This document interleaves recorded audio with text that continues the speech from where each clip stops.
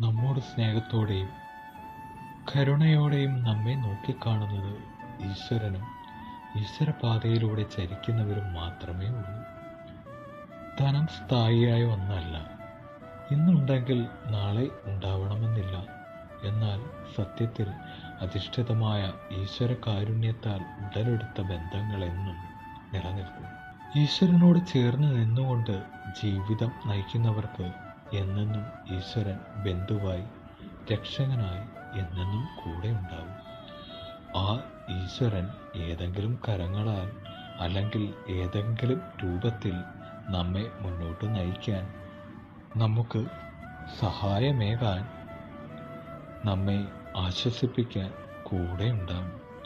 നാം ഈശ്വരനോട് ചേർന്ന് സഞ്ചരിക്കുക. ആ സർവേശ്വരൻ എന്നെന്നും നല്ല ബന്ധുവായി, നല്ല സുഹൃത്തായി, ആശ്രയമായി കൂടെ തന്നെ ഉണ്ടാവും.